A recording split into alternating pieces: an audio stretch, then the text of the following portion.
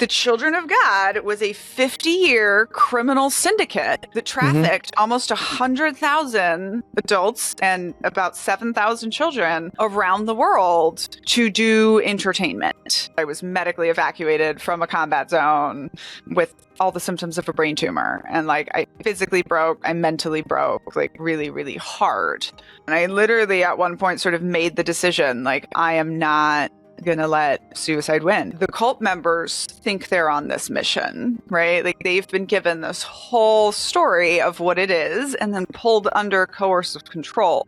But the point of it is to get labor. I was 33 years old when I realized that I was exploited. Religious prostitution, flirty fishing, street performers, exploitation of labor.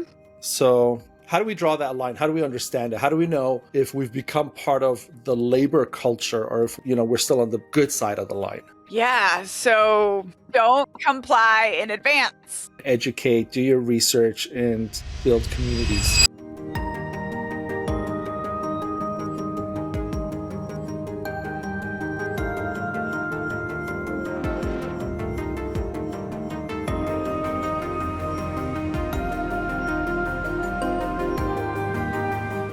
Welcome to Compassiviste Dialogues. I'm your host, Ali Horiat. My goal in this program is to educate our audience about various global issues and how we can help. My guest today is Daniella Mestyanek Young, a woman whose life story reads like a gripping novel. Raised in the notorious Children of God cult, Daniella escaped its confines to carve out a path that led her to become a U.S. Army captain and intelligence officer, serving on the front lines in Afghanistan. Her best-selling memoir, Uncultured, has been hailed as a powerful and propulsive narrative, drawing comparisons to Educated and The Glass Castle. Now, as a TEDx speaker and scholar with a master's in organizational psychology from Harvard, Daniella delves into the complexities of group behavior, leadership, and the fine line between culture and cult. Hello, Daniella, and welcome to Compassiviste Dialogues. Hi, I'm so honored to be here. Oh, it's a pleasure. This is going to be a conversation I've been waiting for a while. Even though we have these conversations off camera, and I feel like we could have recorded any of them because it's similar. Let's start with this. What are you knitting? I am knitting what I call the cult coat. But I was watching Taylor Swift's performance of Karma and that coat that she wears. I was like, oh, I can make that. There's this stuff called eyelash yarn, and it basically knits into fun fur. And so now I make these for people. Okay. Very nice. I'm going to wait for my knitted whatever that's coming out one day. Okay.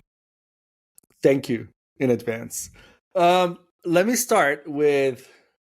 I don't want to build the hype to this point. I just want to start with this. I think it's the most important thing you've said to me since I've met you. The cult of labor.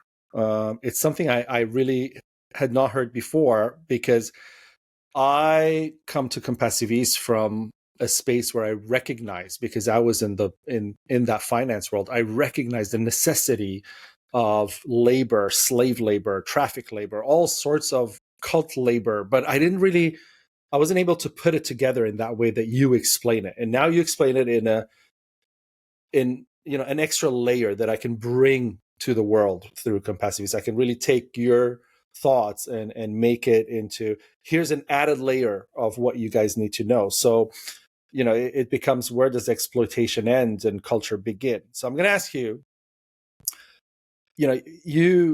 you explained to me that cults thrive on unpaid labor disguised as kind of devotion or spirituality or religion, or whatever it may be, right? And you grew up in the Children of God, so you know this. And then you went to the military and also, other corporate spaces. And I think you know this too in a different lens from those places. And then you start drawing lines and parallels between, necessary hard work and outright exploitation.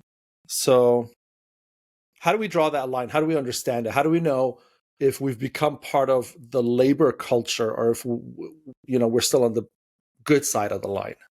Yeah. So I'll answer that at the end. Let me just start with like a little explanation of like, I think part of why we don't understand cults better or see the parallels between these like fringe extreme groups is because we're missing the labor aspect. And the Children of God is a very good example, right? Like the Children of God was always about labor. In the beginning, it was religious prostitution, right? Flirty fishing. This is what they got famous for. They're in Time magazine in the 80s with a harem photo, right? And the title Sex Cult. And then, like maybe in the best whitewash since the Mormons, we're singing twice at the White House in the 90s. And once for the president of Brazil, we also apparently wrote a marching song for dictator Marcos of the Philippines. We went from religious prostitution, we stopped that, and we became entertainment. Our product was entertainment. And we produced some of your famous Joaquin and River Phoenix, Rose McGowan, right? We took in Jeremy Spencer of Fleetwood Mac, who was part of running all of our creation programs, music and film and all of that. And when I tell you, like, I didn't understand my life until I heard a cult scholar say cults are all about labor. And then immediately it was like I had the why, right? Like I knew we weren't missionaries, right? I knew it was a cult. I knew that sort of everything I had been told was a lie. And I'd been like sort of dealing with that and breaking that down for years. I had even recognized child labor in like Scientology, you know, and other stories like my own. But actually hearing it, it was about labor, right? So we get stuck on the title cult. And what we miss is it's organized crime, right? Like the Children of God was a 50-year criminal syndicate that trafficked almost 100,000 adults and about 7,000 children around the world to do entertainment, you know, and I personally was sort of little Apocalypse Lindsay Lohan, like filmed in the actual videos from about the age of 1 years old till about the age of 10. But even the ones that were not particularly famous, like I think your River and Joaquin Phoenix, they were street performers, right? So like they grew up singing and dancing in Venezuela and like learning to perform and give all the money into the leaders. And so understanding that, right, is like so key that like the cult members think they're on this mission, right? Like they've been given this whole story of what it is and then pulled under coercive control. But the point of it is to get labor. And that's where I just start to see all of the parallels, like in the American system and in capitalism and, you know, even in something like child acting. And I think, you know, there's like right now in time, there's a connection between happy, shiny people and like the religious cult trafficking and quiet on set. So sort of Hollywood entertainment, entertaining all of us. Quality of it, but it's like hiding people, especially children, in everything I looked at. It always goes into the exploitation of especially children. Even in the military, I feel like with very young, right, teenagers that are the ones that are being the most exploited of their labor. Now, to get back to your question of like, what do we do? I think that's super hard. I tend to stay focused at the individual level. And so one of my things to tell people is just like how is to see like how much of your labor are you giving people? And then like, what are you getting in return for that? And is it fair? Right? So like someone explained this once. It was because I was talking about how whenever you go live somewhere for free, they're probably going to start exploiting your labor, right? And there was this called Building Atlantis or Rebuilding Atlantis, where this dude in Texas was like offering climate refugees to come live on his land. And I was like, that's going to be exploitation. And people are always like, oh, but I'm getting free housing. Okay, so financially, our housing should not be more than 20 to max 25% of our income, right? So if you are trading full-time labor for free housing, you are being exploited, right? Like that is not a 1-1 trade. And this is kind of what cults do, I think, is cults, first of all, prey on the fact that we are all overworked in the American system. And it's like really nice to have people to share the labor with, especially if you can live with them for free and like have all this camaraderie. And then you just don't notice that you are working slave levels of labor. And I honestly believe the Mormon Church, which is the richest church in the world now, richer than the Catholic Church, which boggles my mind, is really guilty of this. Like everything is either service, right? They don't pay any of their church leaders. They don't pay cleaning for their church. And this supposedly in the beginning, especially with the leaders, was supposed to help them avoid corruption. But I think what it has really just turned into is shiny, happy, smiling, white, religious labor. And that's what gives them the power. They have so many children and so much access to free labor that they can get ahead in these other areas. I'm gonna break this down in a way I understand. So first of all, I want to say something. There's a lot of misunderstanding about some of the philosophies that the West has crippled in a sense so that we don't pay attention to it. What you're saying is essentially in a non-toxic version of Karl Marx, raising the Marxist issue of, what is my labor worth, right? Why are these people getting rich off my labor? Why am I here in this position? And that's really the Marxist essence of the philosophy. It's this shouldn't be this way. Somebody shouldn't be sitting somewhere and just watching TV while money's just being piled up on the couch next to them while everybody else is out there working. And why is this happening? And that's essentially where the whole dichotomies and everything else comes around. Then communism and everything else, and of course a lot of propaganda. So we won't get into that, but the essence has been repeatedly asked over, and this is more modern history. But I mean, I could go back hundreds of years and say yes, a lot of people have thought about how does this happen, and in more modern contexts, you have governments that are exploiting their citizens for profit, sometimes for the oligarchy, and sometimes even not for their own country, but for other countries that really control them and own them. So, you go into, for example, India or Bangladesh, and you have, openly, you have child exploitation, right? And the products are being sold, say, as books in New York City by the big 5 publishing houses, bound by children in those places, no labeling, nothing like that, so we can't track anything. Then it trickles up all the way to, like you say, in the Western world, even in the United States. Now, then you have the legal side of it. I mean, this is very similar to pimping. Exploit, bring 10 women together and put them not necessarily even under fear, because, that style of guerrilla pimping where fear is involved is one way. But the other way is selling a dream. We are building this future together. You girls go out there, bring the money in. We're going to buy a mansion. We're going to do the American dream, because we're not going to be able to do it as surgeons because we didn't go to school. And this is the life that we have. It's a game.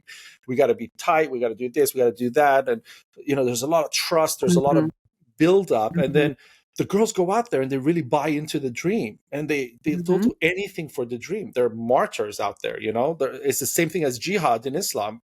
And this was the exact same logic in the Playboy Mansion, Yes, exactly. Which is how I'm opening my next book, actually, is like, let me tell you about the world's most notorious sex cult. But then we're talking about the Playboy Mansion, which is just like, when I'm reading Holly Madison's life story, I mean, I recognize it exactly. And, you know, what you're saying, like, this is why the Children of God did a 1-for-1 swap from literally pimping and prostitution.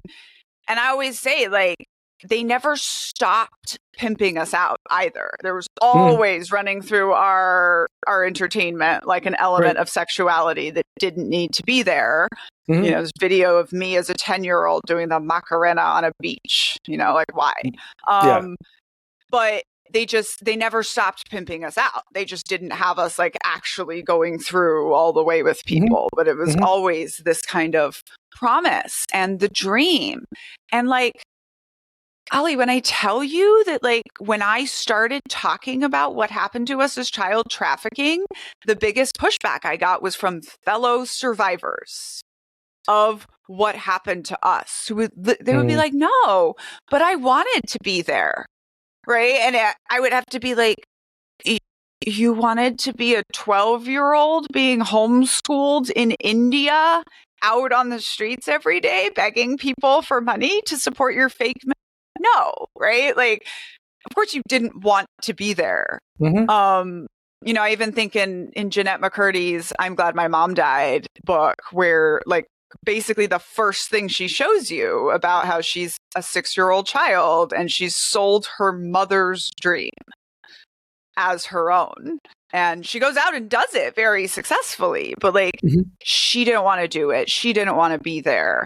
And this is why I think, going back to what you sort of implied earlier, is that child labor always comes into it because children don't have the ability to fight back, even if they know they're being exploited usually. But children you and also animals don't know, right? I was 33 years old when I realized that I was exploited.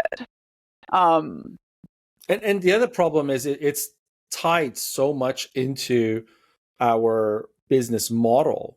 You know, the whole idea, for example, the whole idea of slavery was essentially capitalism. You know, what's right?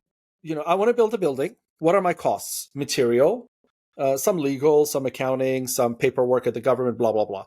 But then what is the main other cost? Labor, right, to build. Now, how do I reduce this cost to the minimum? Well, I won't hire the locals because, you know, Americans cost money. The white American is expensive per hour. What do? I bring in, for example, refugees and stuff like that, and I hire them because I could pay them less. You take that mentality and you think, I just trade it up for my value, right? Doing that. How much more can I trade up? Well, what if I brought slaves in? They're free labor and it's legally free labor. So that's the best model. My expenditure has come to literally zero in that space. I cannot do any more. But then the cult mentality says, no, you can do better than slavery. And you're like, what's better than slavery? Because slavery costs money. You got to keep these people in line.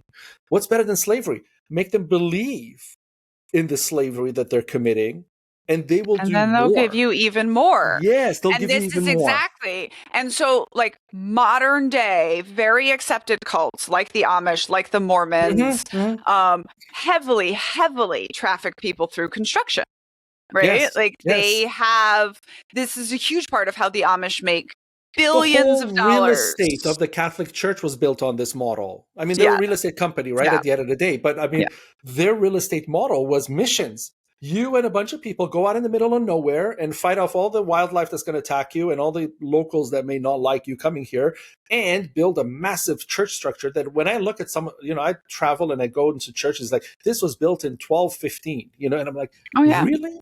Because my friends who are construction people can't build this today. So like, how much devotion and dedication and love was there for this guy to carve that ark with, some little hammer or something in that perfect, it boggles your mind.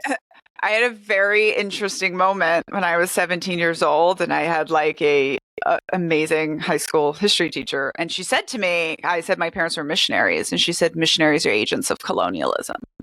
And this is one of my first very ironic moments of being like, wait, so even in our lie, we weren't the good guys. Like we're still the baddies.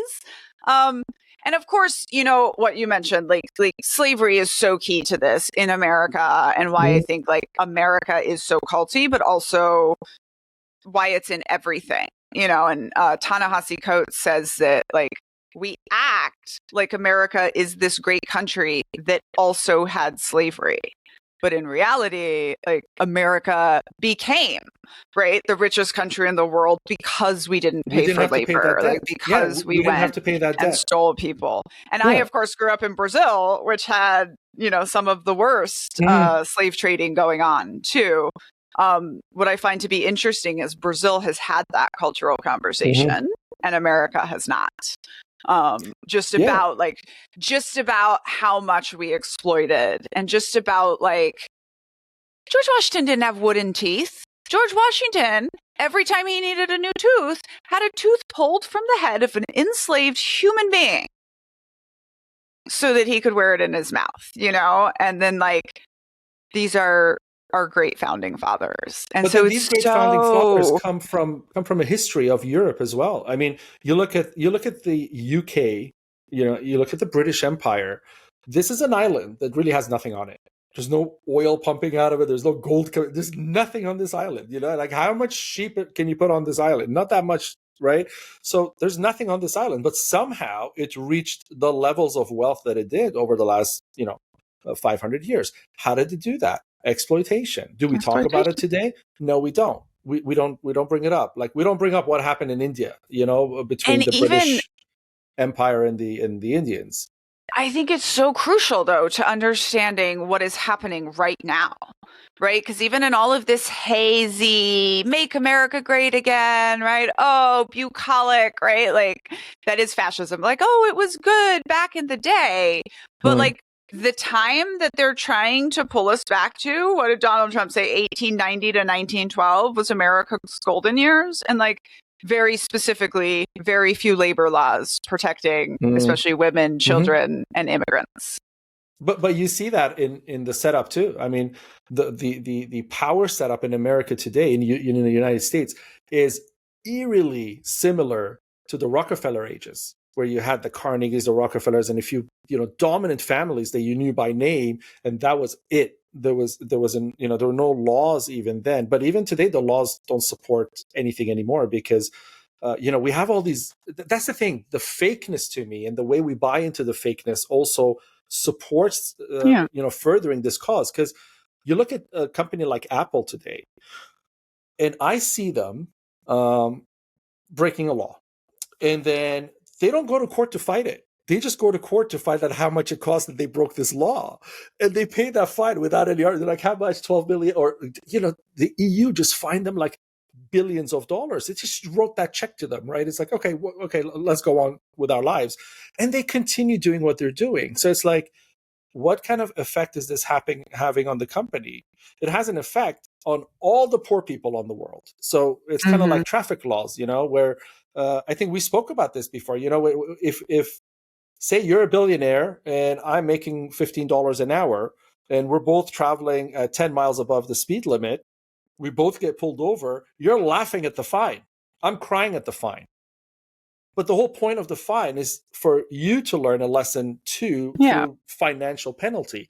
But you're never going to hear that until they take 10% of your company away from you. Then you're like, oh my God, now I'm crying. But do we have such laws? We don't. So the exploitation is supported by our legal structures as well, whether economic or legal. I remember I was in college when the CEO of Sony Ericsson in Sweden got a $3 million fine because they do their fines based on your tax returns. So precisely so that it will hit you. Yes. And, one of the ways I explained to my formerly not a Democrat husband about like taxes, because he was like, why is like just a straight percentage tax? Like, why not?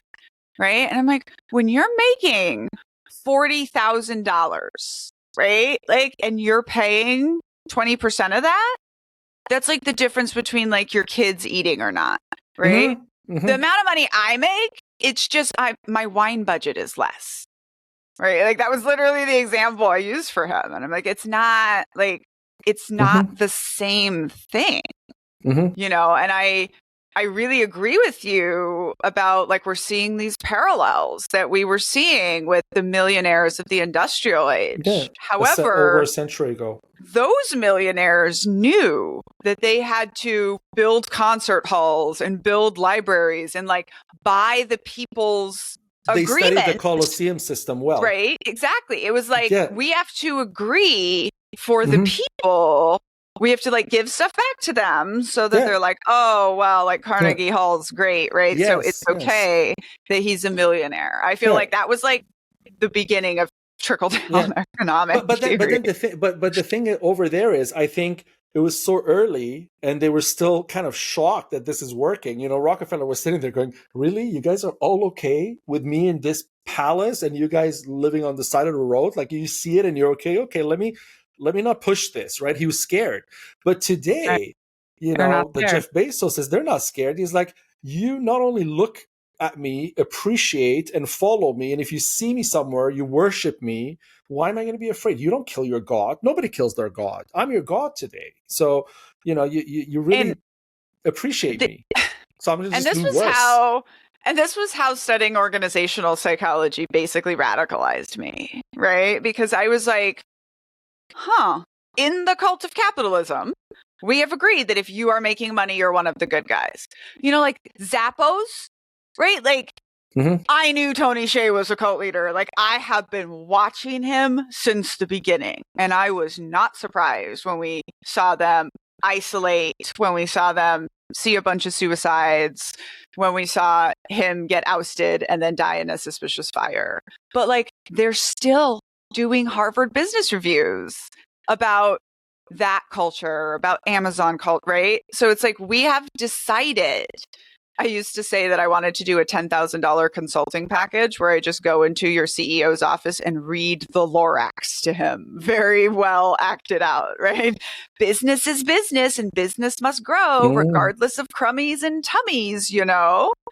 And I think right now, right, what Luigi showed us a little peek of is like the people aren't going to accept it forever, you know? And like part of what I realized in organizational psychology is, which is just all about like, how do we motivate? How do we motivate? How do we motivate? And it's like, people don't want to give you any more of their lives, right? Like there are studies that show that money is a motivator, but that engineer doesn't want to give you more of his life than he's already giving you, even if you give her $400,000, right? And so it's like fundamentally, people are not getting the promises of corporate America, right? Like the promise is not holding out. I do kind of think that like millennials and Gen Z are just buying out of the sacred assumption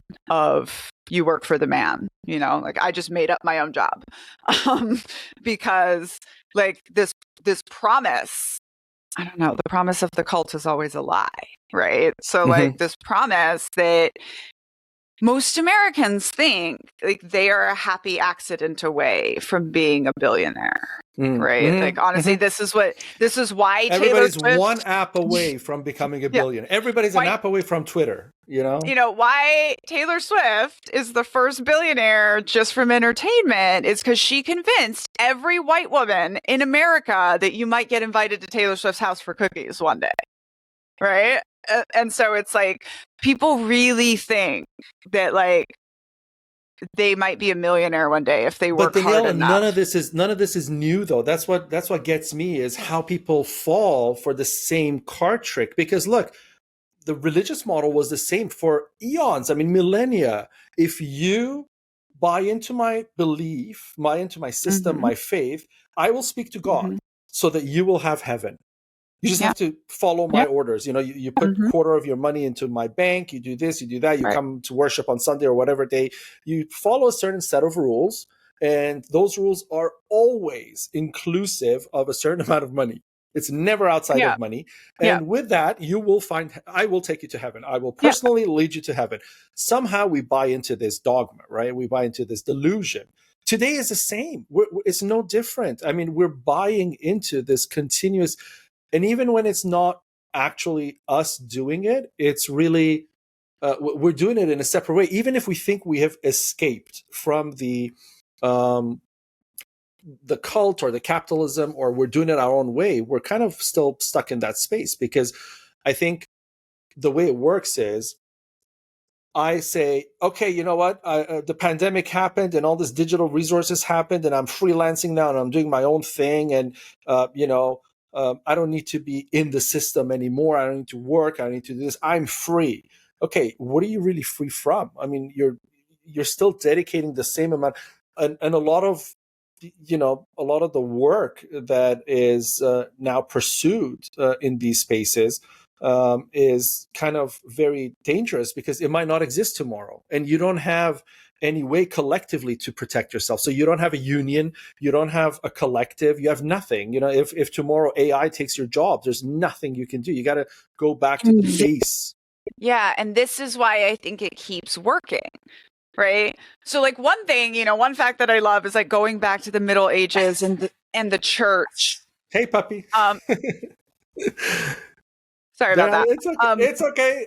You know what? Sometimes people do that. They come on the show and they have a dog, or they have an animal, and they speak on the show. And I say, let them. That's how they voice what's going on around them, right? Yeah, he doesn't like exploitation of labor either. Exactly. So let him say his part. So like one of my favorite facts about the church in the Dark Ages and exploitation of labor, and about how like human nature never changes, is the reason the Catholic Church gave the peasants so many feast days is so that they wouldn't revolt, right? Mm-hmm. And by the way, they had more days off than we have now, right? And so part of what I think happens, first of all, is like, like one life cycle passes, so we forget. Like right now, like millennial women forget that like their grandmothers couldn't own bank accounts or like get divorces when they wanted to, right? But then part of it is just because I think it's new. Like you said, they give us something new and exciting, right? I made up my job. I make bonkers amounts of money on TikTok, and then they just shut it off. Right. So it's like, it is like you said, it's still dangerous. It's still risky. What did I actually get? I think the only thing I actually changed is that I get to do what I want, and like I'm building my own empire, but then I'm going to have the same problem. But your empire is dependent on the system that allows you the empire. That's kind of like the problem that I want to resolve, right? I want to solve that problem. And you saw it happen, for example, but still it's within the system. So Donald Trump, in his first term, people, I don't know how people forgot this. He got deleted from social media. Like they actually shut down the president of the United States account. Like there isn't a bigger person that you can shut down. And it's not like a Chinese company shut him down, or, the Taliban shut him down on their app. No, an American company inside the United States decided, we're going to close the president of our country's account. And they did, and nobody even argued. What does he do? He goes and opens up his own platform, right? Mm-hmm. But the thing about opening your own platform is you are still in the industry, and you're still competing for eyeballs, and like the same things apply to you. And if they have more money, they can still silence what you're trying to, come out with, or they can propagandize it, or just so many ways around it. Yeah. But like there has to be a time where we come together in a way that says, you know what, we're not going to build a new Truth Social or this or that. We're not doing any of that. We're just not involved. We're just not getting involved. We're just not getting involved. Exploit people. Yeah, we're just not going to exploit people, and we're not going to be involved in your schemes. And that's it. Even if I have to starve, I'm sure within my compound of people, we will find bread. There will be a fruit tree somewhere in the vicinity of where I live that we can just split an apple and not die. We're going to do this and hold out until everybody comes down to a dialogue level and says, okay, how do we fix this? Because I also think not all, but a good percentage of billionaires today are kind of, they're kind of handed their billionaireism, so to speak. It's not that they and in a sense, they don't know what to do with it. For example, you see, Jeff Bezos' ex-wife. She's out there giving money away more, quicker than she can make it, basically, and she's trying to help, she's trying to do stuff. But the thing is, how much goal structure is there in these kind of movements to really make a difference in the system? Is it just that kind of like the feast days of the Catholic Church? Are people like her scratching the surface and band-aid solutioning everything, in the sense that, there's homeless people here. What do we really need to get them off the street? We need $1 billion. Okay, fine, here's $1 billion. You get those people off the street, but then the next morning there's just that amount of tents back in the same place. And you're like, but I thought we did. Nobody here today is from the guys who were here yesterday. We did. Now we need another bit. Eventually she's gonna be like, I don't have that much. Nobody in the world, not even Elon Musk, has that much money. What is the problem? It's systemic. But are we tackling the system? No, because that's not my space. My space is charity. Yeah. And this is, you ruined my life when you told me about the book stuff, right? Because I literally have a Big Five book that in part tackles child labor, and it probably gets bound with child labor. But you don't go the big route and then your message doesn't get out, So it's there's this piece. One of the best ways I heard it explained was women couldn't vote themselves the right to vote. There had to be a tipping point where we convinced the men in charge. And this, by the way, is why I think white women are the ones that need to take action right now. Yes, I want a bunch of white women to stand in front of me. It's just the 48% that voted for Donald Trump. And I agree with you, by the way. I keep saying that when the revolution comes, right, I'm going to have a brigade of anti-racist Amy's, and our military maneuver is going to be called Just the Tip. We're going to put all the white ladies in front. We're going to march them into the White House, right? But it's we also have the power. This is my favorite new saying, to clutch the white men by the man pearls and make them change the system if we want to. White women actually control most of the money in this country. But it's what's it going to take to band together? That's why the system separates us and rewards us for separating and competing against each other. It was so funny in the military, right? Being a woman officer is very lonely. We were at about 11% when I was in. And every time a new woman officer would come to the unit, my male colleagues would file in and they would say, "Hey, have you met your competition? Have you met your competition?" And I was like, "Oh, you mean my new best friend? Because there's only 3 of us here?" But it's it wasn't us competing with each other. We were actively being pitted against each other by the system, because when the women realize they have the power, it's going to be over.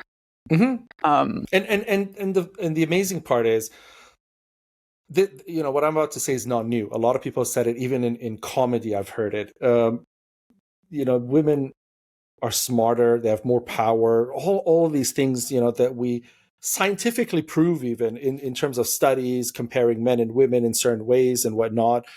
Yet you notice, in the presidency seat or in those, important places in society, they don't really exist. And you think to yourself, if you guys are all that and we're just a bunch of idiots, why is it that we are so dominant in all the spaces, right? What's happening? And then you, like you said, you are fighting you before you even look at me. So again, this goes back to religion, because I'll give you an example. Islam is almost, equivalent to Christianity today. It's, the largest religion in the world.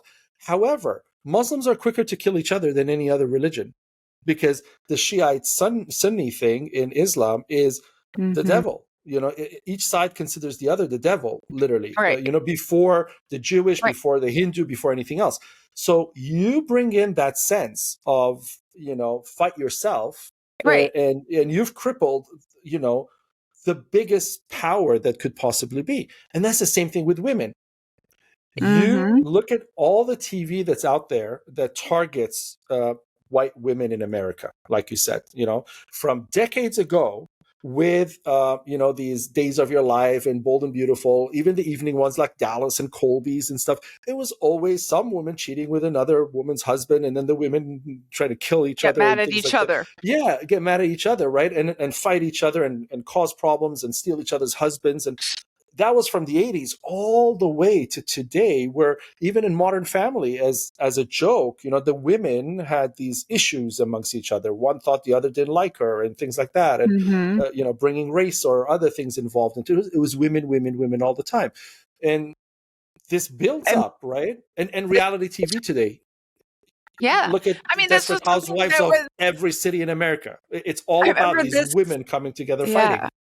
And I remember this was something that was so difficult. Another thing about being women in the military, it's like the military wives are mad at us because they're afraid that their husbands are going to cheat on them with us. And I was always like, well, I was like, be mad at, why are you not mad at your husband? Right? Like, but even what you said too about the fighting, I think this even comes into like the male woman relationship and the ally relationship, and again, going back to like, it took me 7 years to pink pill my husband, right? So I like brought him through all this learning. But at one point, I was explaining feminism to him, and I was like, okay, feminism is not you against me.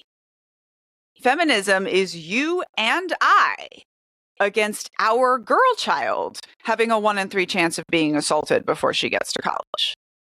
Right? And like that, he immediately understood it. And he's been a strong feminist ever since. And it's like, and even I heard this great thing that like, we think of matriarchy and patriarchy as opposite, but patriarchy centers men and matriarchy centers children. And that's how we fix it. And that's what it all comes back to child labor and all of this stuff. But it's like, as soon as we both agreed that our goal was not men and women fighting each other, it was us fighting the system that our child is coming up in. Like, that's how we fix it. But we have to have, the problem is we have to have enough of these conversations, and we're not having them. And we have to have enough of a tipping point, because that's the other thing. It's just like, I honestly think that like rich, privileged, mostly white Americans are just going to have to suffer a little bit more. Like last week when Doge got access to the Department of Education and people online were screaming, he locked out the Department of Education. And my first thought was good. That'll get us on the streets, right? Like if we can't send our children to school overnight, we're going to be on the streets marching. And I'm kind of just watching all of this move fast and break things inside the government and just wondering like, what's our tipping point going to be? And this is the other thing about systems, right? Like I keep hearing people panic about martial law, and like there are 340 million Americans. Nobody can make us do anything we don't want to do. The American military knows that best of all, right? And so like I keep telling people like, oh, if you hear martial law, I want all you white ladies to take your lawn chairs and your pink wine and your kids and go out and have a street party. And let me see who's going to shoot you. Yeah, I mean, literally, Yeah. if I'm telling you, because I have rehearsed this, right? Like if the worst did happen, right? It's a 25-year-old captain marching 19-year-olds down your street. I would walk out there in my house slippers, put their rifle right in between my chest and like talk to the 19-year-old and dare them to do it.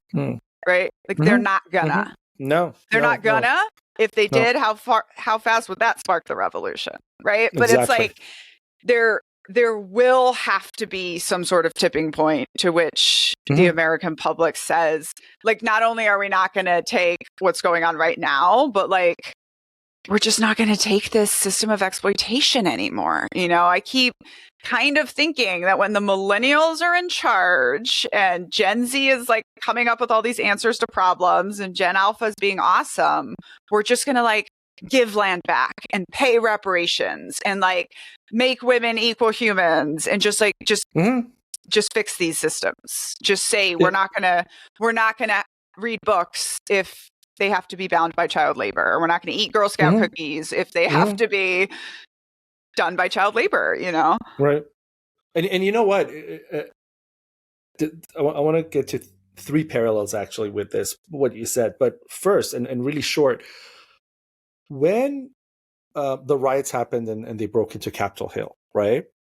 Outside of America, the whole world was saying the same thing. They're saying, really? That's how easy it was? Like a bunch of people just opened the door, walked in, and here's, the most important people in the United States hiding in the basement, and CNN is like filming this under the tables and stuff, and then they rushed them out. And that's how easy it was? How? And I was thinking to myself, you know what? I'll tell you something. If a bunch of Mexicans tried to do that, it'll be easy to shoot them. If a bunch of Black people did that, it'll be easy to shoot them. We shoot them easy. We shoot them comfortably in the United States. Like, you move the wrong way. You have nothing in your hands. You move the wrong way. Boom, dead. Oh, I thought he was reaching for his gun. But a white person pulls a gun out and we're still like, don't shoot, don't shoot, And we're not taking action. But this so is I love this. This is the power. But this is why deconstructing these systems matters, right? So get this, right? One of the things I have done in my life that I'm very proud of is I was one of the first women on a deliberate ground combat team, made history, wrote a book about it, right? They took the combat ban down. What the combat ban until 2013.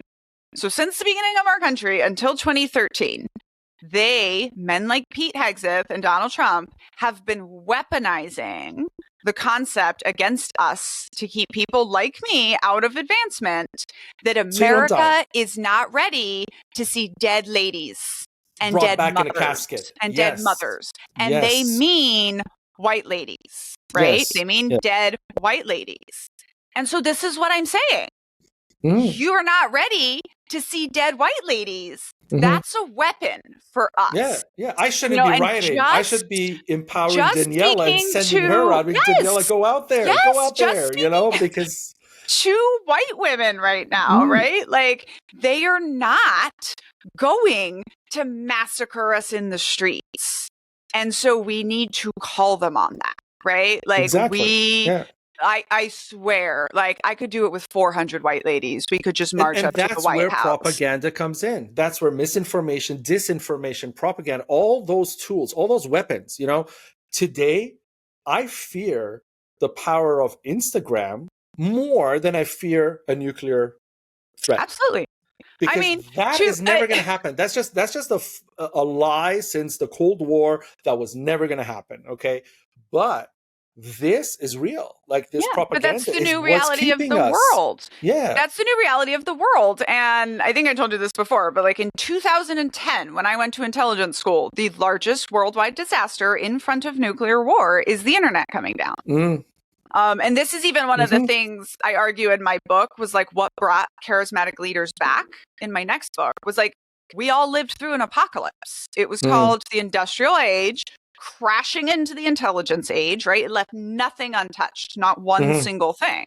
So now, if the internet comes down for a week, people start to die. And we saw that happen after Hurricane Maria in Puerto Rico, right? And so it's like, and by the way, we used to study that from the perspective of terrorism, right? 30 men working for 30 minutes could take down the internet. Now, as they just showed us with TikTok, they can just turn it off, right? Our elites can just turn it off. And that has very real effect, right? They just ruined Twitter, which was a platform with huge global organizing power, right? And all of this stuff. And so, it's, I don't know. Now, the other thing I wanted to say as well was your understanding of feminism. So I reached your understanding independently, but I love that we're both seeing it that way, because when I came up with the word compassiviste, that's a word I came up with because I was looking for a word that is the definition. The definition of this word should have been the compassionate activist, the activist who's actually looking at the world, feeling the compassion of the things that are wrong and doing something about it that, progresses the situation. I was like, why do we not have a word for this? And we don't, right? And an activist alone was dangerous because, like, there's so many attachments to that word in so many different ways that I don't know to use it. So I came up with Compassiviste. I joined Compassion Activism. But the thing is, it should stop with a T in English. You know, the last letter should be T, Compassivist, because activist stops with the T. I put the E there because if you speak French or Latin or many other Vision, languages, Portuguese, you know, it's got an E at the end, right? For feminine. vision. So Oh, okay. no, feminine. Yeah, no. I meant it in this the letter E at the end. It comes down to, like, you know, in French, for example, you know, the word for car is voiture, and it's a la voiture. It's a female. The car is a female. You ride the car. Yeah. It's a female, and so you know, some other words are you know, masculine, and then there's just a grammar and a vocabulary that goes about that, and even in other languages like Arabic has that too. Mm-hmm. But the point is, I put the E there for people to start questioning why that E is there. And then I could answer that. When people do ask me, well, why is there an E at the end? And how do you pronounce it? Is it compassivist or compassivist, or, you know, and I say compassivist. And they say, well, what's with the E? And I say, that's to remind you that feminism is about the future. That's what a mother does. A mother raises the future, right? Mm-hmm. And so when you think of the nurturing and what feminism is, the collective family, what the purpose of a family, the purpose of the way our reproductive system is, you know, it has evolved, or God put it that, however you want to call it. You want to be religious and say God did it this way, or you want to be, you know, scientific and use biology and stuff. The point is, it required this group of people to come together and create a future, right? In our evolution Mm-hmm. systems, man and woman and all these other things. Feminism is about how do we best create that future so that it is the most efficiently sustainable and harmonious manner to continue. And that is the essence of feminism for me, because it holds all those values in it. But somewhere along the line, it got hijacked because of the word fem in, you know, the female word in the connotation, and it became a woman's thing about equal pay. Well, I'm all for equal pay because maybe it will create a better future, but not because you know, we're going to use this encompassing term to give you 20 cents more. No, that should be its own thing. That should be a labor discussion and a labor issue, and you know, we should do that. There's no reason why a woman doing the same job as a man shouldn't get paid the same. But the thing is, let's look at that from its own lens. But let's not drag in a huger issue about the better future by killing it just at this level of, you know, should the soccer teams get the same pay? Yeah. That's a part of feminism. It's not the entire issue. So I love that you brought that up. I love that you understand that. Not a lot of people do. And I also think this is where I still have hope, which is that, like, when the way that cults die, short of a great conflagration, is when they fail to keep or recruit the children. Right? So this, I believe, is happening with Mormonism right now. They think they're too rich to fail, but you can have all the money in the world if you can't keep the children, right? That's what happened to Children of God. They reached their tipping point. They were gone. The people, the young people going for MAGA and these systems right now are the angry men, right? So, like, they're not keeping the children. And again, this kind of goes back to the power of women, but it's not about women being in power. It's about keeping the children. And then also, you know, what you were saying about viste. So I was thinking in Portuguese, vista is like view or vision, visto. And so this is also sort of my answer to, like, I like compassionate vision also, right? But, like, one of the big questions I get asked is, like, okay, so can you have a good cult? And it's almost exclusively asked by men. And my answer is, like, look, I don't even like the definition of cult, right? As a cult baby, I hate your definition of cult. I hate my definition of cult because there's more to it than that. So before I could even start a definition, I asked myself, like, what are we trying to say, right? Words have meaning. When we say cult, we're trying to communicate something. And I think what we're trying to say is that an individual is under coercive control, right? So if that's the definition of cult, you can't have a good cult. And then No, yeah, you can't have a good cult. And the opposite of cult is not good cult. It's group that doesn't coerce you. And Like the a tribe. opposite of good cult leader is not good cult leader. It's leader that doesn't manipulate you. Right. And this is, because I also get asked, like, how do you not start a cult? Like, you don't manipulate people. Like, you don't be a cult leader, and I think, like, people that put themselves in leadership positions, like, need to hold themselves to these high standards. Like, Yes. I have a very strict rule about I don't accept free labor. Right. Like, I will not in any circumstances, because at least from the position that I can affect right now, like, I can just make less money as I get my thing off the ground and not accept free labor, and it's just, I think it comes down to that. Like, we are just going to have to collectively decide that we need a system that serves everyone, not just some people. Right. And it's about that. It's about a lot of people come together to make the impact. So I'll give you a quick example. You write books. You know about the Booker Prize. You know about bestseller lists and all of those things. These are all part of the cult systems, because the Booker Prize, it's a foundation. They give away a prize every year to the best book, so to speak. And it's a very well-known prize that if you win that prize, you're good as an author for the rest of your life. Anything you write after that is going to go straight to the big five, and you're going to make millions. You're made essentially from that one prize. So now that one prize says, on their website, they have this huge sustainability part to their work. And I'll tell you about the discrimination. The discrimination is this. You cannot win the Booker Prize unless you have a print book. So as an environmentalist, when I write a book, it could be the Bible. I will never win the Booker Prize because I refuse to chop down a tree. So that's a class action lawsuit, literally a class action lawsuit.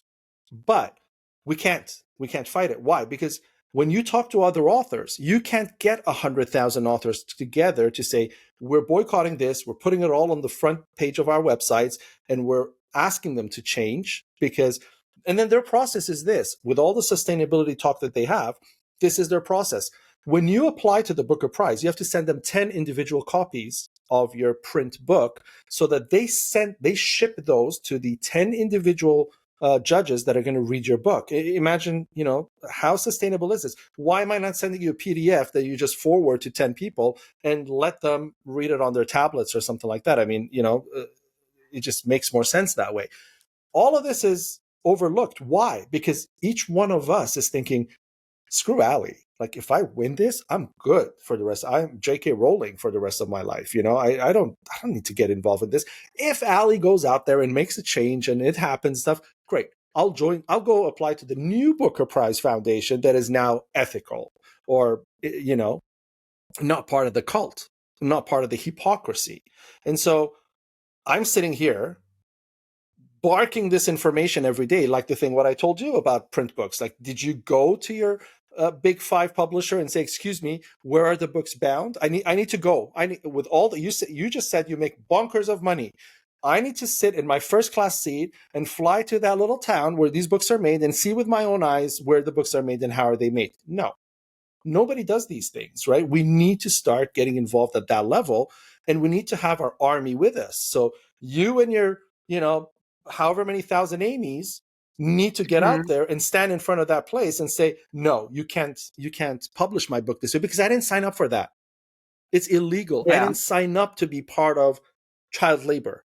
I'm writing against it. That's the reason why I didn't take my publishing contract and I created Compassiviste Publishing, because they told me, I said, I have these things about ethics and environmentalism and yada, yada, yada.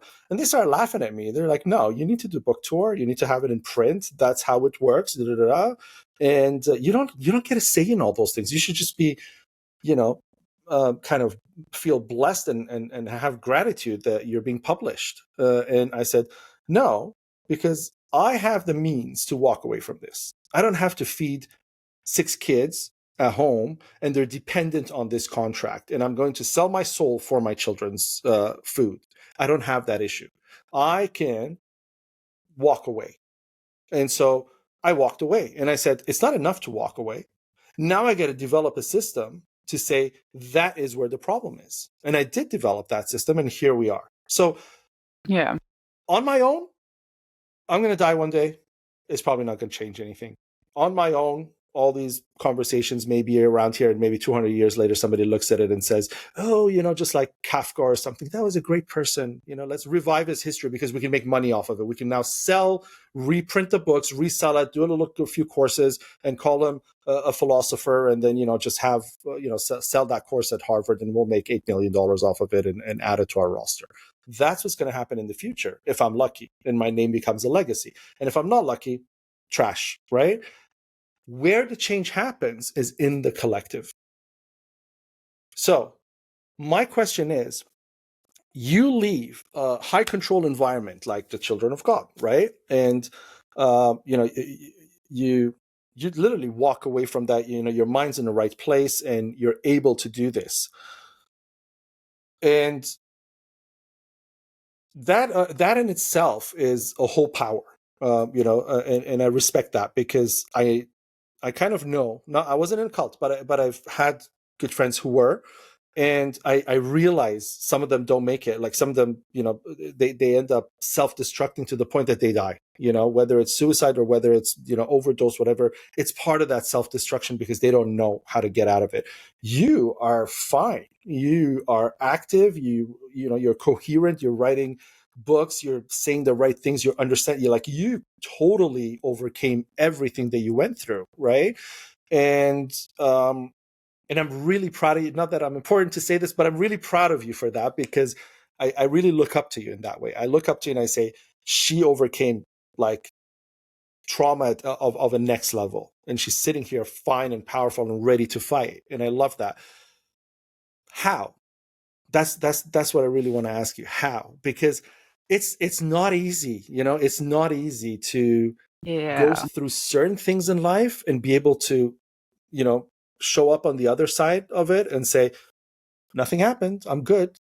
And I'm ready to go right back in and fight. So first of all, I'm mad that I have to fight. Okay. Like I overcame 30 super hard years and I just wanted to be rich and take it easy for the last 30 years. And now I'm kind of mad that we're having to fight again. But I also think it's like, so first of all, that narrative is a bit too clean, right? And even going into the traditional publishing industry, right? They say like, oh, you're TV ready. And I get what they're saying, right? And I get that, and I think my book is good and I think my story is super valuable, but also we only want to hear about trauma from people who are healed.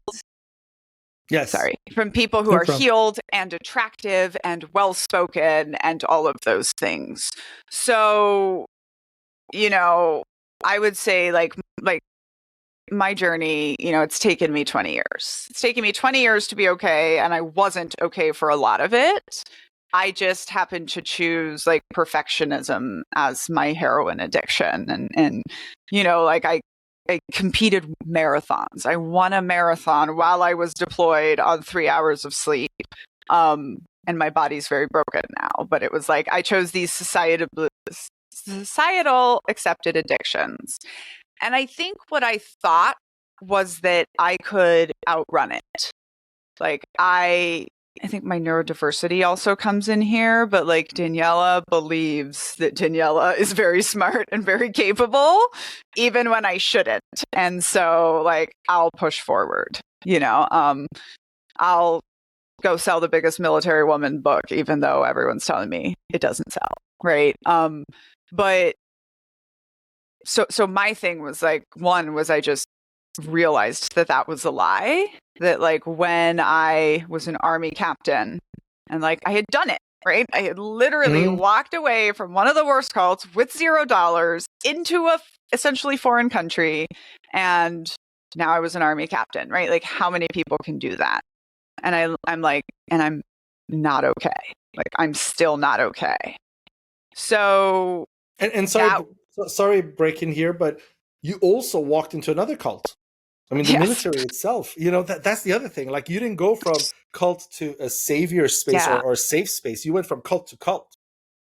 And I So, think so that how was did, another part of it for me, yeah. was like I went and doubled down on all of my trauma. And some of that in some ways helped me heal, right? When you're always scared, becoming an expert on the threat is a great thing. But also, I obviously doubled down on a lot of trauma. And so I physically broke. I was, not too many spoilers, but I was medically evacuated from a combat zone with all the symptoms of a brain tumor. And like, I physically broke, I mentally broke, like really, really hard. And so then I kind of had to focus on whether I was going to heal. And I literally at one point sort of made the decision, like, I am not going to let suicide win. And like, I'm going to figure this out and I'm going to heal. And then came the 13 most painful years of my life, actually healing and actually doing that and actually, engaging in what I call the decade of deconstruction, where we have to like really understand, and you have all these autoimmune disorders. But I think that what is so powerful about deconstructing, because when you're deconstructing a worldview, whether that is the cult you grew up in, the military, white supremacy, right? You have to like pull off the cult persona and figure out who you actually are.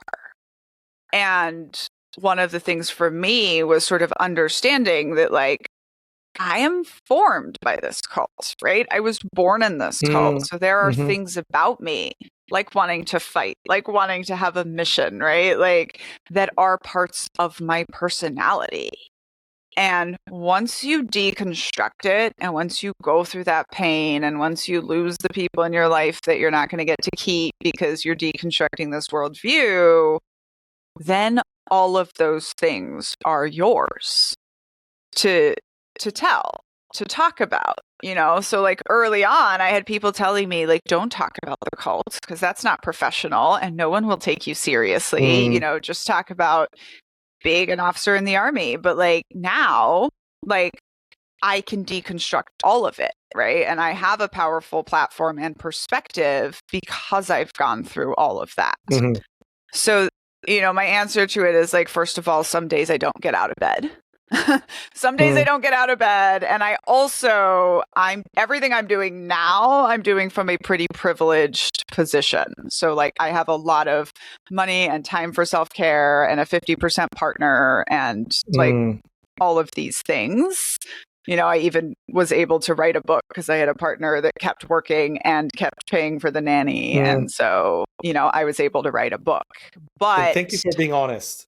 Seriously. Yeah, a lot of people are important. not honest like that. A lot of people are not as honest as you are, because they'll tell the story in this glorified superhero way that I overcame like all of these issues, but they don't go into the weeds of it to say, well, I wasn't in the projects in the Bronx, for example, facing these issues and overcoming and healing. And said, no, I was on the Upper East Side, enjoying my life in New York, and I healed. Thank you for that. Even being inside the author system, like traditional book, right? Nobody works on that by themselves, right? Like everyone has editors that are almost ghostwriters that are like all of this stuff, right?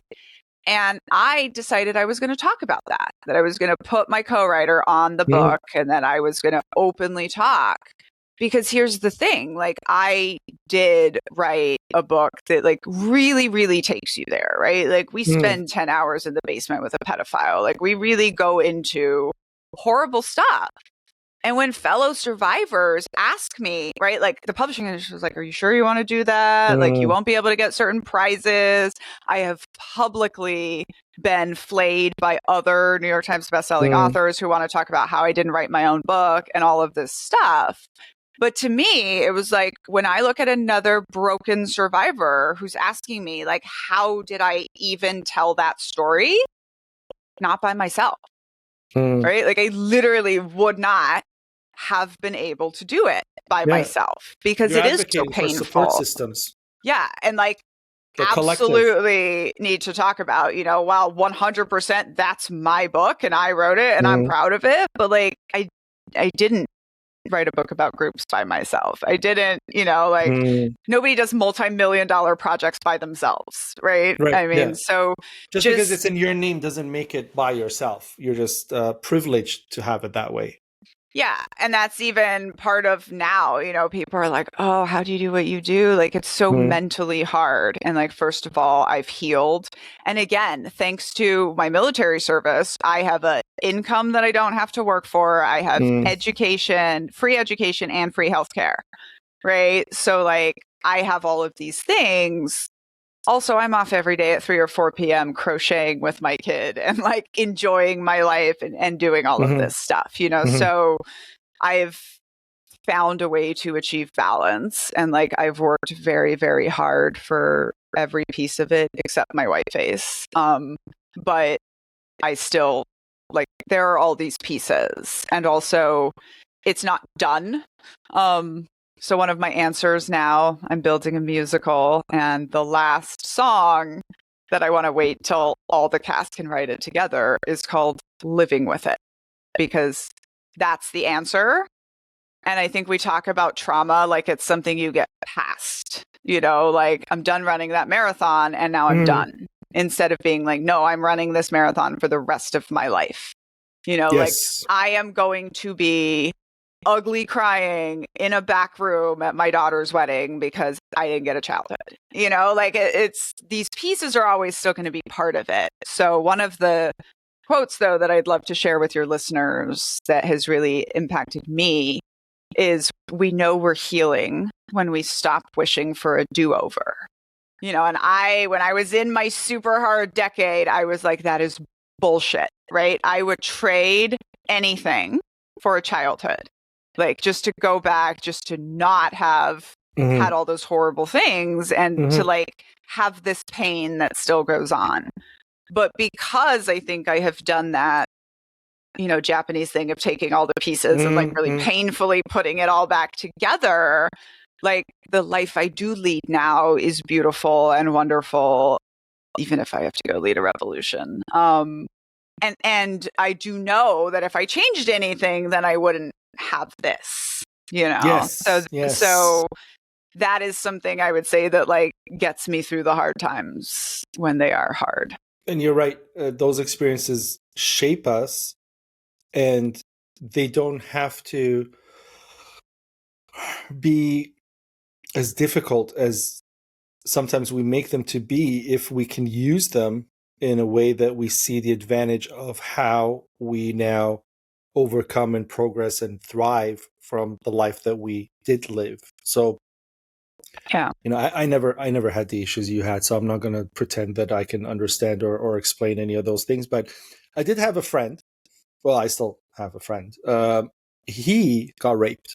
And the reason he got raped was because, he weighs 120 pounds and never threw a punch in his life. And so, one day, he lived in an area of town where, there's a lot of like the sex shops and things like that in that area. And it's very sexually hyped.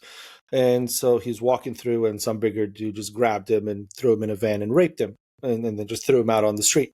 And, fearful for his life and everything, he just ran and collapsed on the sidewalk. Ambulance came, took him to the hospital. Long story short, he decides this is never going to happen to me again. I'm going to go and learn martial arts. And he's, at this point, he's 22 years old. By 28 years old, when I tell you this guy can take on two guys who are 200 pounds of muscle and destroy them, he can. Okay, because he went on a 6-year mission of really deep stuff in martial arts in the East.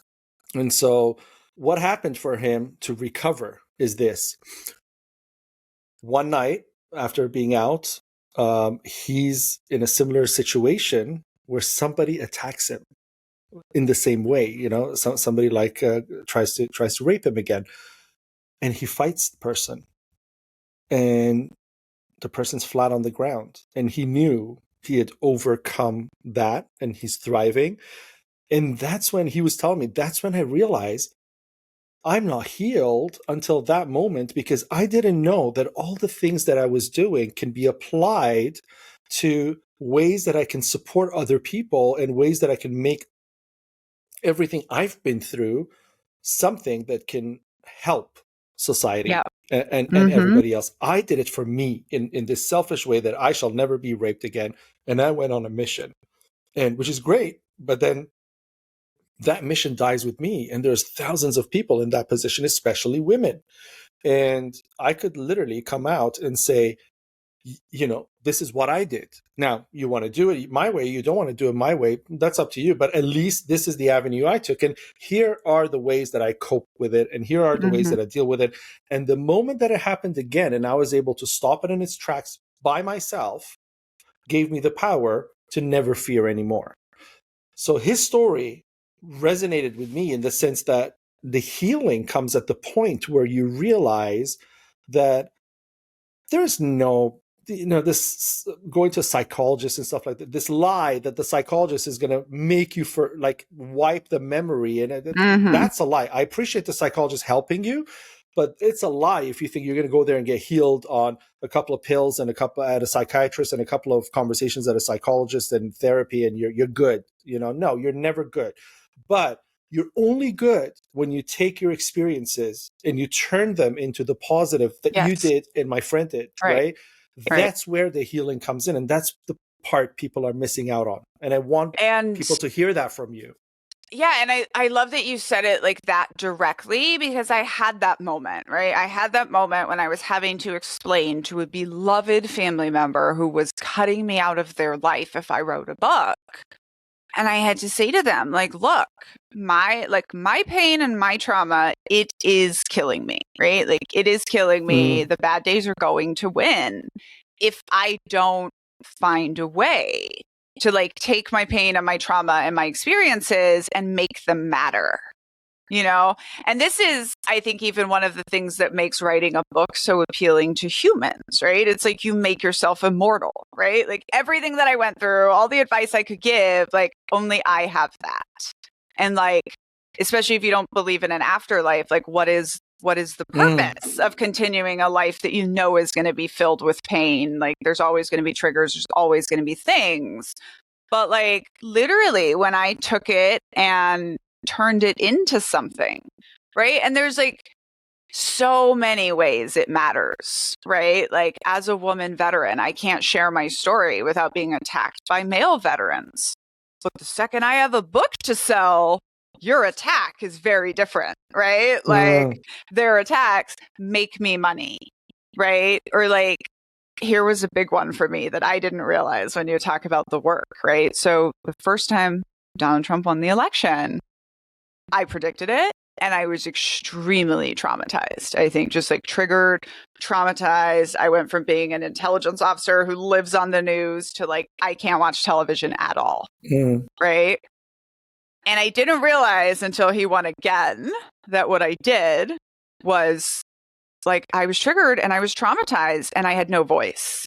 So I went and I wrote a best-selling big market book, and I got a master's degree from Harvard, and I built a platform. And now that he's back again, those are my people running the government, right? I know exactly what's going on, exactly where this is going. It's actually been kind of funny because my haters love to be well, both sides are a cult, right? The Democrats are a cult too. And I'm I'll tell you what, I wasn't selling 50 to 200 signed books a day when the Democrats were in office, right? This is maybe this is more of an obvious cult, for sure. I personally, I will defend this. I do believe the Democrats are a cult too. I think that a black and white two-party system, by definition, right? It has to be because you're defining yourself as being against something. So exactly. I absolutely agree with you. That's why, because there's no liberty. That's the only reason I say this.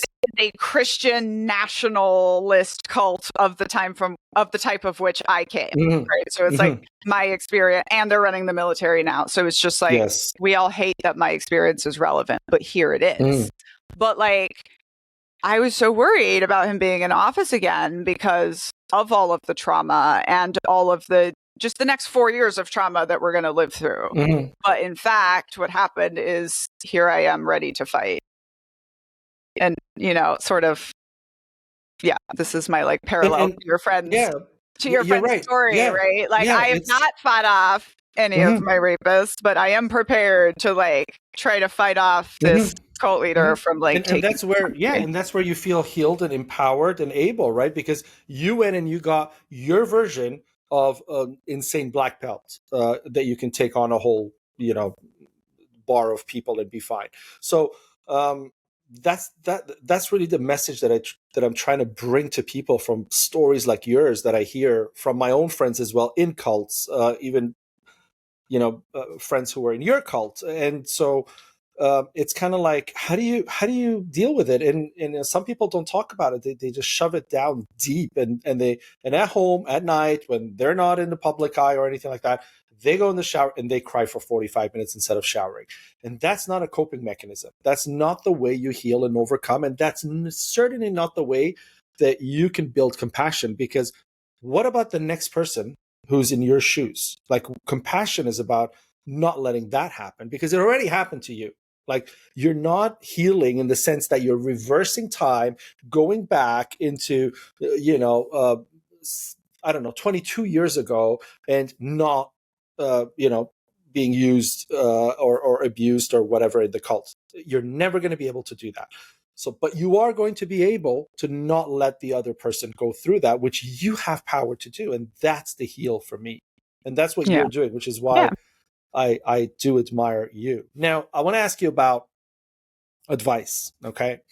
So today, in the old days, it was really easy. I mean, religious cult, like we talked about, organized religion cult, right? And so it's easy to look at, it's easy to target. And if you're not in the delusion, you haven't bought into the delusion of organized religion, you're free in a sense from that trouble, and they're not really attacking you in the ways that I'm seeing other cults today doing it, influence driven movements, toxic workplaces, political fanaticism, like, the two-party system right now.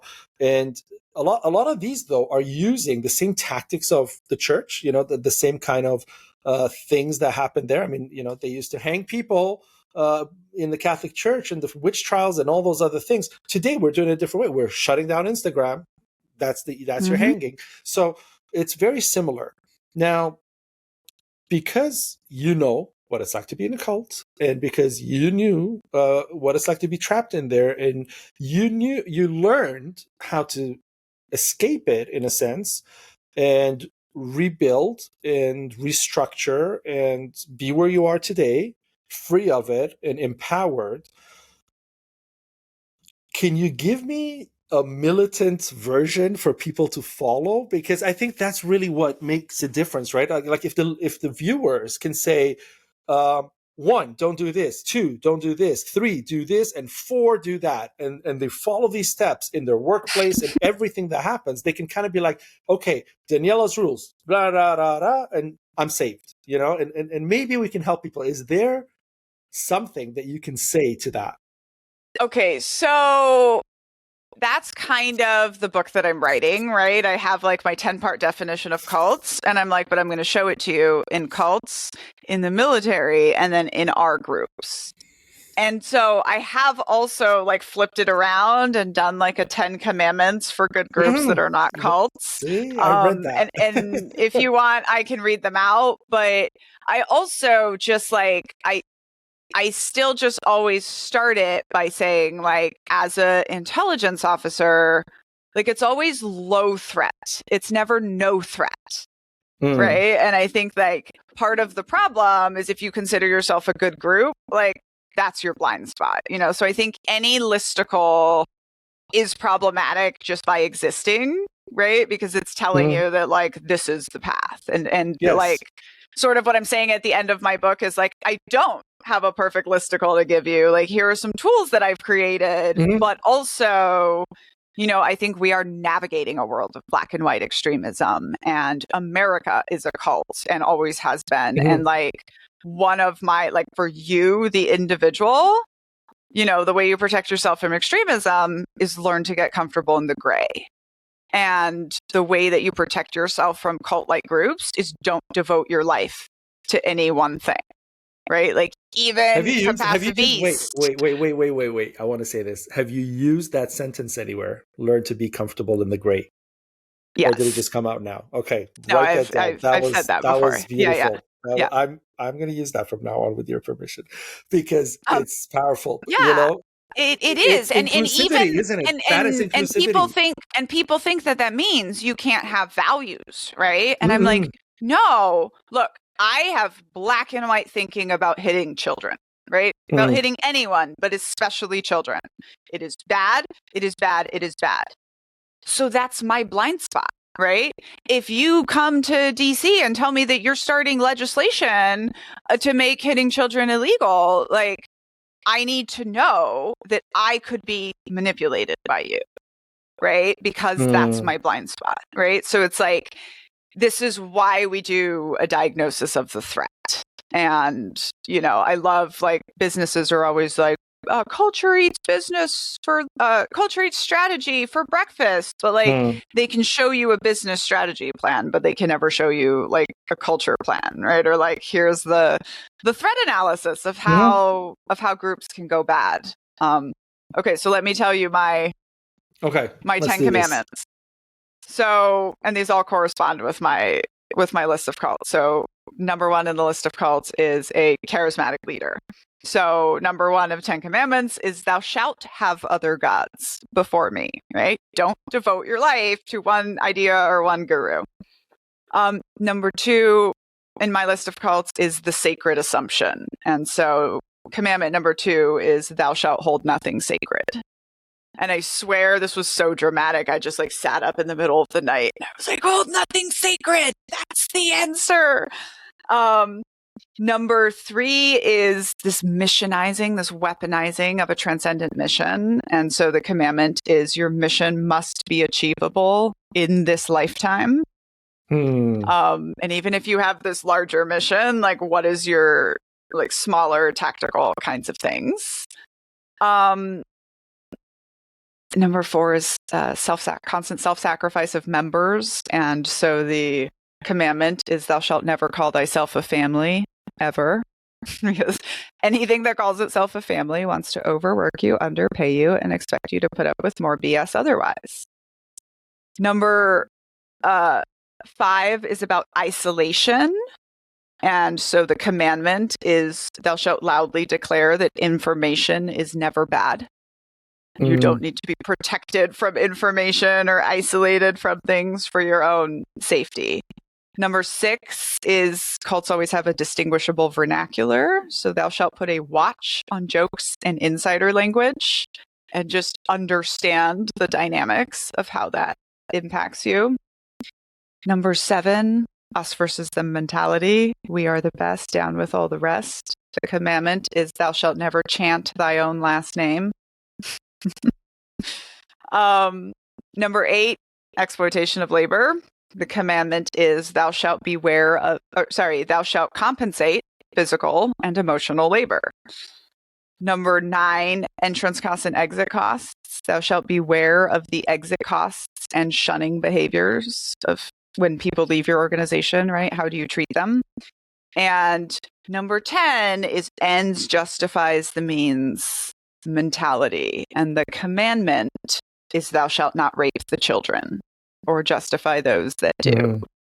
You know what? Listening to you go through that list, and I've said this before to other people that I've spoken with, I say this to myself as well, is we're not the first people to say these things.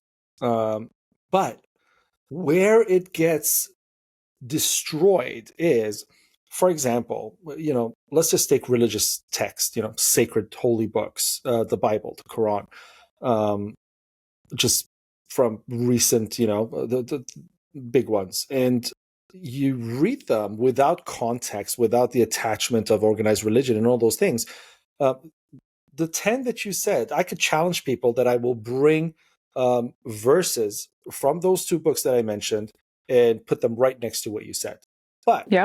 in the context of the organized religion's manipulation of the word, of the Ten Commandments itself, even Moses' Ten Commandments, we have created a world that has become cultish because we manipulate that. So the trick is really to take what you said in a way to say, this is a repeated message of eons. But every time some great person comes along and says this, every time a Daniella comes along, every time a Jesus comes, anybody comes along and says this, we take it on and we're like, oh, this is great. We're going to live by these rules.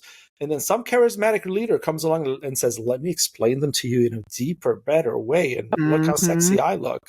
And all of a sudden you're like, oh, dreamy, that's my new God. That's my new guru. That's my new idol. And how many gurus are involved with sex? How many gurus are involved with this admiration? How many gurus tell you you're family, you're a giant family? And, how many gurus do all those things, right? And so we fall for that because we love being seduced. We're human. I mean, it's part of our biology. We release things within us that, help us get seduced. So it's part of it.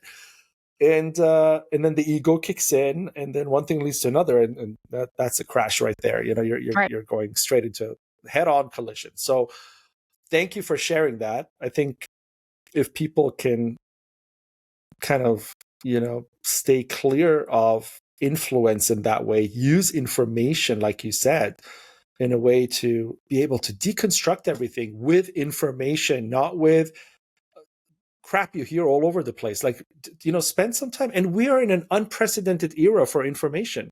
You have access to real information. It's not like, even when I was a child, you didn't have access to real information because, it was even the libraries or wherever it was. I mean, it was hard to access the truth. Today, you're in such a better position to access the truth in the world. So, yeah, get educated, fight back, and question everything. When you said don't hold anything sacred, I remember speaking to a Muslim, and he said to me, there's a verse in the Quran that says don't hold question everything, right? And he says when it says question everything, it also includes question God. Like to build faith in the religion, you got to question to a point where you feel that you're answering yourself and reaching that point. And that happened in Judaism as well. But today they tell you in the religion that, God forbid, if you ever question God, you're going to hell. You're going to hell. There's no redemption there. There's no repentance. All your wealth is not worth a dime. You're going to hell if you question God. And then you never build faith because you just build this fear, this cult mentality, right? You fear and then you perform based on that film, and it becomes the same thing as a prostitute working for a pimp. That you fall back into the first idea we had when we started talking. So we're going to take that. I also think this whole question everything, by the way, is something I regularly sign into books. And, I've built this, it's going to be in the next book, the Guru Gotcha checklist. And I always say I built that for myself because social media is so culty, and had to get on that. But, I think about question everything, right? So I say to people all the time on my platforms, I'm like, beware of anyone who knows a lot about the bad guys, right? Like therapists can manipulate you, surgeons can cut you up very well, right? Like cult leaders are always studying the bad guys. And so then people will say to me, and they think this is a gotcha question, right? And they'll be like, oh, so we should be afraid of you? And I just look at them and I'm like, yes. If I wanted to manipulate you, I know how to do it because I study the bad guys, right? So maybe if I invite you to my compound, don't come. Yes. But this is also what I think is, a couple things here. The difference between a guru and a true expert is one of my favorite cult vaccines is there are no gurus, which someone else said, but a cult leader is always trying to blur the edges of their expertise, right? A true leader gives that to you in Sharpie. As soon as you ask me about good groups, I'm like, I'm not the one that does that, right? I know the bad groups. We need to bring this person in. So that's one thing. But then, going back to this whole, someone says something and it's smart, and then I feel like we take that and then we convince them or convince ourselves that like this thing is super unique. And I've built out my Guru Gotcha checklist and my red flags for toxic AF groups. And my number one red flag for both groups and leaders is a focus on your own uniqueness. Right? Like, and this is what cults give you. The idea that you are superior, you are special, you, if you do all this really hard stuff and give all of your labor, like you have found the right way to live life. This is why talking to vegans always angers us, but we don't know why, right? Like it's this like sense of superiority, or, you know, recovering alcoholics in 12-step programs, this sense of superiority. And so I say that to people, right? Like if you're your guru or your teacher or whatever, like if you said, oh, we should be afraid of you, and I said no and gave you these reasons, right? Like that's the red flag. Like question everything means question me, right? And like no matter that I do have a very unique story that gives me a unique perspective, but like I'm not special. And I try, one of the things I think actually makes my channels really interesting is I have a deal with myself that I am 50 to 25% of my content is other people's stuff, right? Like I'm bringing in other books, other sources, blah, blah, blah, because I'm not trying to be a guru. Because as soon as you start believing that you're unique and special and your company is unique or special, or this thing that you're doing, like that's kind of the downside. And this was something I learned about myself, was like, because I'm a cult baby, I'm jonesing for a mission. So I have, instead of having a life mission statement, I have an anti-mission statement, right? Like my mission is for Tom and Daniella and Little Love Young to have a good life. And like, I'm glad that these things I'm putting in the world, like do stuff and matter and all of that. But like, if I was hit by a bus today, like you said before, right? Like the world would be fine and would move on. And none of us independently are like that special or unique. And so I think that's like a really good red flag. It's like when you hear someone telling you, you know, like the guy who broke the 2-hour marathon was like, you're only the fastest man in the world until the next person does it, right? Like true people that are the best at what they do will be very, very honest with you about how that happened, who else influenced them on their rise to greatness and all of these other things. Whereas a manipulator, like it's all him. It's all he did it because he's special. And you know what? Unfortunately, people join buying into that sometimes because I know I come from a world where I was I could even say, I don't want to say narcissistic because you don't kind of walk away from that in a sense, but I was almost there, you know, and I was holding full control of everything around me because I was privileged to the point where it wasn't just making good money. It was, you know, being in the 0.1% of the wealthiest. And when I walked away from my finance cult, essentially, it was so hard for me to walk away from it, really, you know, and I wanted to do something good and do something worthwhile with my life, because what was my life worth? Like, am I just going to be another name in that building, like all these other guys on Wall Street and everything? Do you know how many people have generations have gone into those buildings and left, and we don't even know who they were or what they did or what their purpose was in the world other than generating a few dollars? I don't want to be that. And so when I came out from I don't want to be that, I all of a sudden wanted to be Superman, because you know I come from that mentality, right? Like exactly what you said. I'm special. I made, you know, I generated a fund that made literally $3 billion. So I'm special. How many people do you know who have over $1 billion? I am special, right? And I kept saying that to myself. I can do whatever I want because I'm special. Look what I did before. I'm going to repeat that. And so when the formation first started at Compassiviste, I realized quickly that, yeah, that's dangerous. Like I'm trying to be, you know, the Dalai Lama here in a different way, right? And I'm also lying to myself about this collective effort that I'm creating, because it's all in my control. I own everything. Everything's mine. It's moving as my mission. And I have these people in there that are hidden, in a sense, slaving for me, building my pyramid, right? And so this is all wrong. And I stopped right there. And I knew where my problem was. It was money. So I gave it all away and I became homeless. That was, my kind of kick the habit moment. I literally gave it all away, became homeless, started all over again. You said it took you 13 years. It took me 6 years to not heal from it only, but to be able to rebuild into a position where we're sitting here having this conversation and Compassiviste happened and is working. But now it's a real collective of people trying to do good things in their expertise. So, it's as if you join Compassiviste in the capacity of your expertise and you bring that to the picture, and it helps move things forward in that capacity. Then there's a baker who, bakes really good bread and says, I'm going to bring the knowledge of that to the table. And everybody's bringing that and then trying to build a movement to essentially educate people on the things like I told you with the book, right? And now it's gnawing at your mind because you're like, ugh, right? But look, it's going to make a difference because you're going to act on it.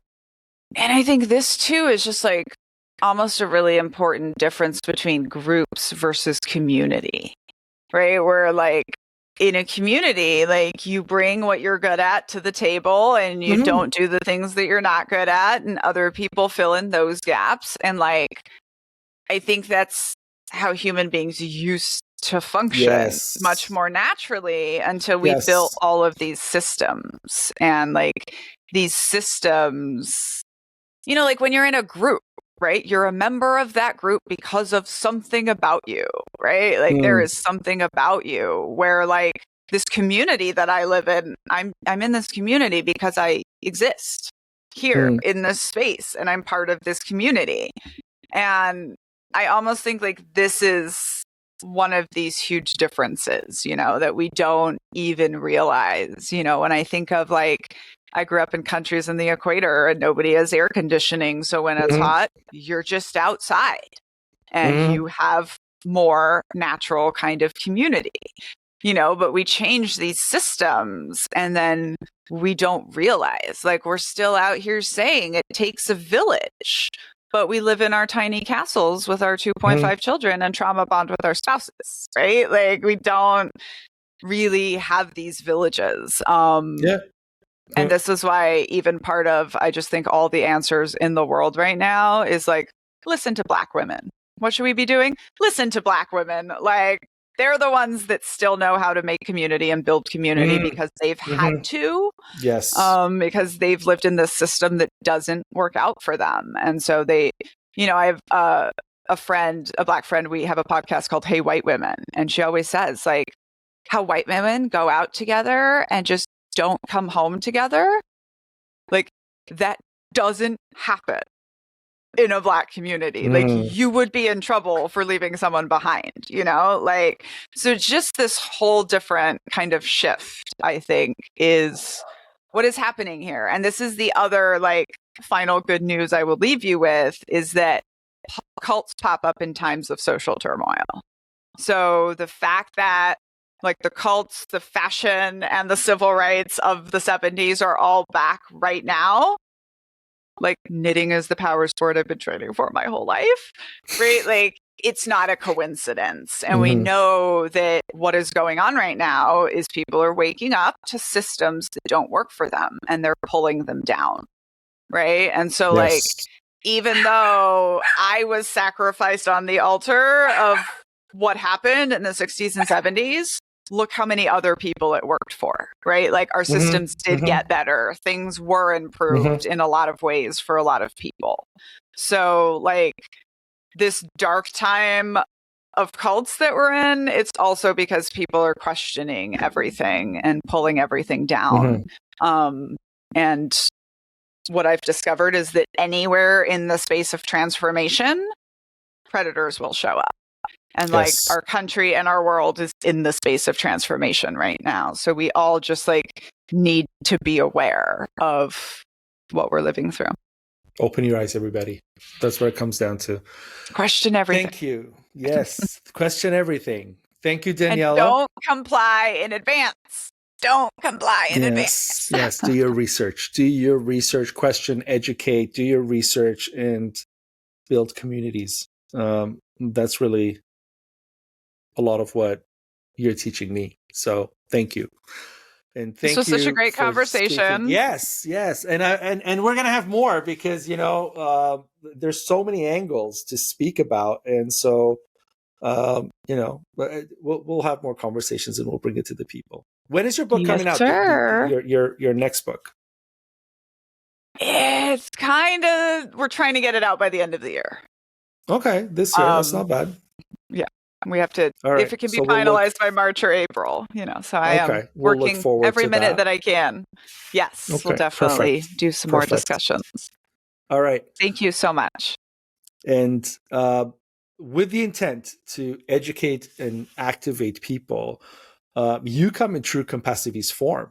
The definition applies to you because that's exactly what you're doing. You're bringing your compassion to that activist space that, I'm waiting for what you said, you and your 400 Amy's, right? That is activism right there. And it's not coming from a place of hate. It's not coming from a place of anger, towards a minority group or anything, or economic issues. It's really coming from a place of feminist, as it's supposed to be in the E of Compassiviste space of children, the future. So that's what I mean. You are a definition of Compassiviste. And that's what I'm trying to build. Imagine 340 million of you. Yeah. You don't good even need people that. Like raising you said, good children. Yeah, like you said, 400,000 of you and you'll change the world, right? Yep. So imagine we can do that. So thank you for sharing your remarkable journey of transformation and your quest for freedom. I think I want to say that, for real freedom, in the sense of being able to make your own choices, be free from the chains of labor and the confines of the oppression that you lived in cults and in the military and in any other society other than what you've built for yourself today in freedom. You've built your own freedom. So that's a model that people can look at and say, okay, now I'm going to build my own freedom. So thank you for bringing that to the table as well. To our audience, please subscribe to Compassiviste Dialogues channel so I can bring you more of this kind of stuff. Follow us on our social media, and all links to Daniella Mestyanek Young are listed below, as well as Compassiviste. We're here to help change the world together. I'm Ali Horiat.